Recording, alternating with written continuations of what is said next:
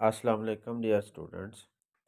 इससे पहले जो हमारा लेक्चर था वो था टेस्ट एडमिनिस्ट्रेशन, कि हम टेस्ट जो है वो कंडक्ट किस तरह से करते हैं और किस तरह से हम जो टेस्ट है वो एडमिनिस्टर करते हैं। तो टेस्ट लेने के बाद जब टीचर के पास बच्चों के टेस्ट आ जाते हैं तो उसके बाद जो वो टेस्ट जो हैं वो चेक होते हैं। तो चेक होने के बाद उनके जो मेजरमेंट हो जाती है उनको उनको नंबर दे दिए जाते हैं बच्चों को। तो उसके बाद का जो मरहला होता है उसे कहते हैं इंटरप्रेटिंग टेस्ट स्कोर्स। अब जो टेस्ट स्कोर जो कि बच्चों ने टेस्ट में मार्क्स लिए हैं उनको कैसे समझना है या उनकी वजाहत कैसे करनी होती है और हम उनको किस तरह से इंटरप्रेट करते हैं, तो ये हम आज पढ़ते हैं। पहले तो मैं आपको बताता चलूँ कि इंटरप्रेटिंग टेस्ट स्कोर ये है क्या चीज़। The number of questions a student gets right on a test is the student's raw score. कि जब भी बच्चों का टेस्ट लिया जाता है, टेस्ट लेने के बाद जब हम चेक करते हैं टेस्ट को, तो the number of questions a test a student gets right on a test, के जितना बच्चा जो सवालात हैं वो ठीक तरह से करता है, a student gets right on a test is the student's raw score. कि जो बच्चे का जो टेस्ट ले लिया जाता है और उसको नंबर दे दिए जाते हैं उसे हम रा स्कोर बोलते हैं। यानी कि ऐसा स्कोर, रा स्कोर के जिसको हम एक्सप्लेन नहीं कर सकते, जिसको हम अंडरस्टैंड नहीं कर सकते। फॉर एग्जांपल जी मैं कहता हूँ कि एक बच्चे ने कितने नंबर लिए हैं, तो जो टीचर ने कह दिया जो उसने 70 मार्क्स लिए। अच्छा, जो उसने 30 मार्क्स लिए, जो 30 मार्क्स हैं वो किस में से लिए, 50 में से लिए हैं, टोटल मार्क्स 70 थे या टोटल मार्क्स 100 थे, ये तो नहीं ना पता। तो टेस्ट स्कोर को जब इंटरप्रेट करते हैं तो इसका पता चल जाता है कि उस बच्चे ने 100 में से ये इतने मार्क्स लिए हैं या 50 में से लिए हैं या 30 में से लिए हैं।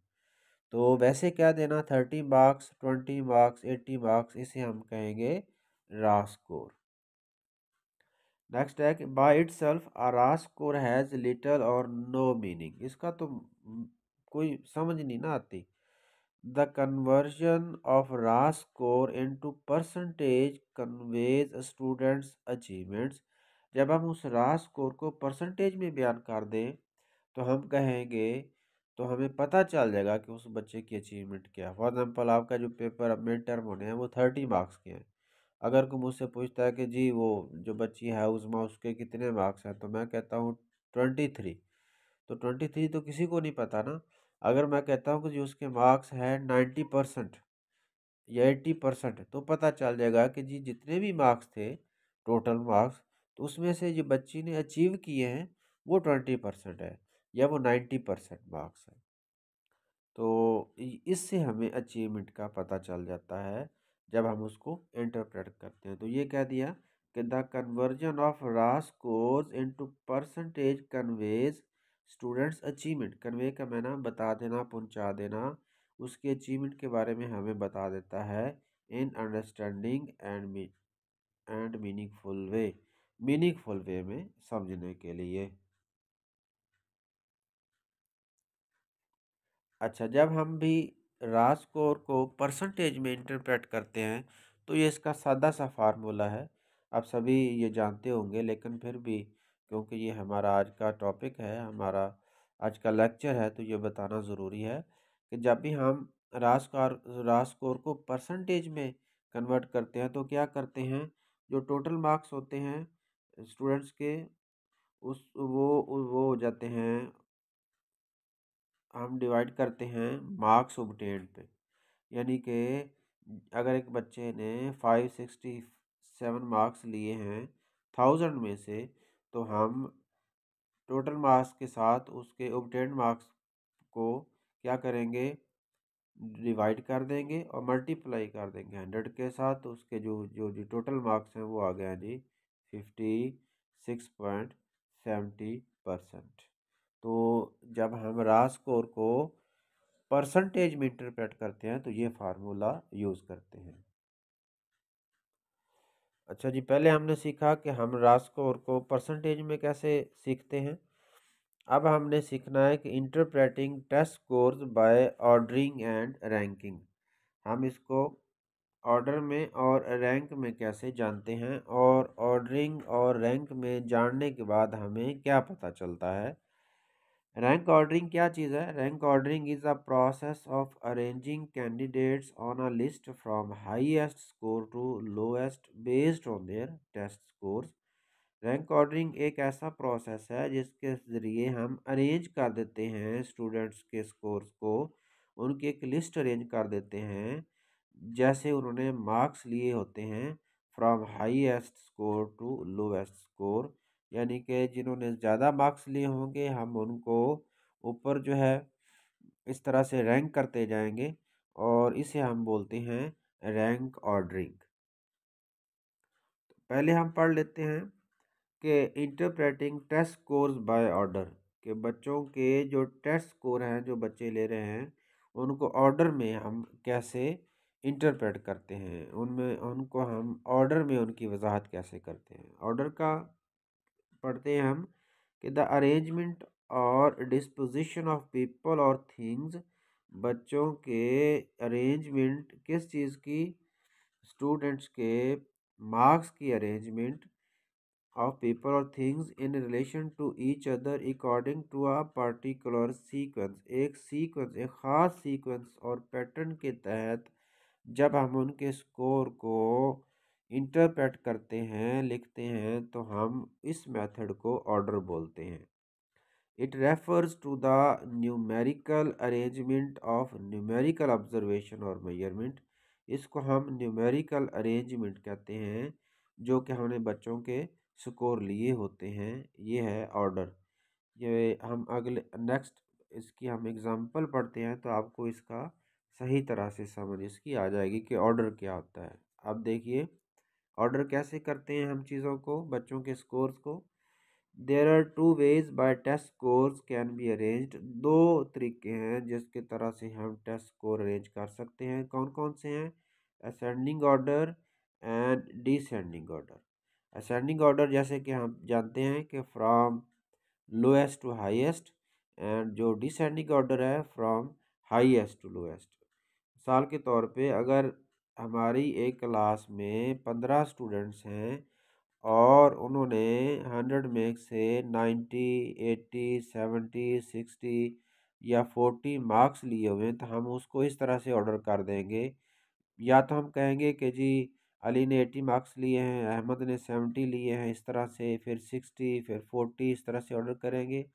या बच्चों के स्कोर को हम जो ऑर्डर करेंगे वो करेंगे डिसेंडिंग ऑर्डर में या असेंडिंग ऑर्डर में। यानी कि पहले हम कहेंगे कि जी अली के 30 मार्क्स हैं, अहमद के 40 मार्क्स हैं, नवीद के 70 मार्क्स हैं, इस तरह से वो ऑर्डर करते जाएंगे। तो हमें पता, इससे हमें क्या पता चलेगा? ऑर्डर से हमें पता चलेगा कि कौन सा बच्चा है जिसके हाईएस्ट मार्क्स हैं, कौन सा बच्चा है जिसके उससे कम मार्क्स हैं, और कौन सा बच्चा है जिससे हम उसके भी उससे कम मार्क्स हैं। तो इससे पता चलता है ऑर्डर का। अब आप जो इससे पिछले मैंने आपको इसकी डेफिनेशन बताई है, इसको दोबारा आप गौर से सुने तो आपको ऑर्डर का जो है वो सही तरह से इसकी मीनिंग का, इसके कॉन्सेप्ट का पता चल जाएगा। नेक्स्ट है interpreting test scores by ranking. Rank के थ्रू हम कैसे टेस्ट स्कोर्स को, जो बच्चों ने इम्तहान में नंबर लिए होते हैं, हम उसको कैसे इंटरप्रेट करते हैं, हम उनकी कैसे वजाहत करते हैं। रैंकिंग सुनिए। It in it indicates a position on a scale, ये किसी भी स्केल पे पोजीशन को जाहिर करती है ranking. That shows how good someone or something is when compared with others, कि जब हम एक बच्चे का दूसरे बच्चे के साथ कंपैरिजन करते हैं तो हमें रैंक के थ्रू पता चल जाता है कि जी इस बच्चे का रैंक जो है वो सबसे ज़्यादा है।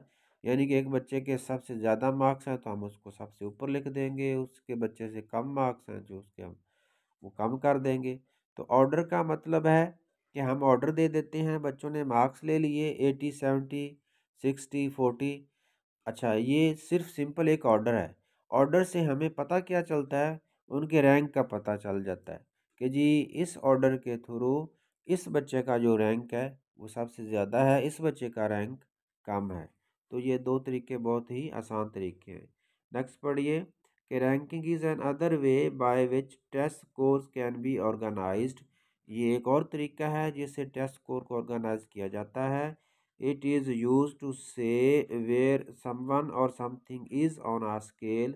इससे हमें पता चल जाता है कि एक स्केल पे यानी कि एक टेस्ट रिज़ल्ट पे कौन सा बच्चा है टेस्ट शीट पे जब उनके नंबर लिखे जाते हैं तो कौन सा बच्चा है जिसका स्केल सब उस स्केल में से सबसे ज़्यादा मार्क्स हैं। That shows how good they are, कितने उनके अच्छे मार्क्स हैं, and what position they have, और उस बच्चे की क्या पोजीशन है। ये हमें रैंक के थ्रू पता चल जाता है compared with the other people, दूसरों के साथ हम जब कंपेयर करते हैं। नेक्स्ट इसकी ये एग्जांपल देखिए रैंकिंग की कि नेम है, यानी कि एक बच्चे ने अगर साइंस में से 80 मार्क्स लिए हैं और उसका नाम अली रज़ा है, ये गुलाम हसन ने साइंस में से 70 मार्क्स लिए हैं, अहमद ने साइंस में से 60 मार्क्स लिए हैं। ये जो मार्क्स हैं 80 मार्क्स, ये 70 मार्क्स, ये 60 मार्क्स, ये क्या है, ये ऑर्डर है, ये हमने ऑर्डर दे दिया ना। ये यानी कि डिसेंडिंग ऑर्डर है, ठीक है, पहले 80 फिर 70 फिर 60। इस ऑर्डर से हमें पता चल रहा है कि अली रज़ा का सबसे ज़्यादा रैंक है, ये इसकी ए डिवीज़न है, ठीक है, टोटल मार्क्स 100 में से। गुलाम हुसैन का जो रैंक है वो बी है और अहमद का रैंक जो है वो सी है। तो जो अभी हमने पढ़ा, ये हमने पढ़ा इंटरप्रेटिंग टेस्ट कोर्स। ये हमारा जो था आज का हमारा लेक्चर था। पहले हमने देखा कि हम परसेंटेज का कैसे पता चलता है, फिर हमने देखा कि जब परसेंटेज दे दी जाती है बच्चों को तो हम उनके स्कोर को ऑर्डर कैसे करते हैं। ऑर्डर से हमें पता चलता है कि उस बच्चे का उस क्लास में रैंक क्या है। तो ये जी हमारा सिंपल सा आज का लेक्चर है। तो इंशाल्लाह हम अब क्या करेंगे, नेक्स्ट लेक्चर में हम मिलते हैं। अल्लाह हाफिज़।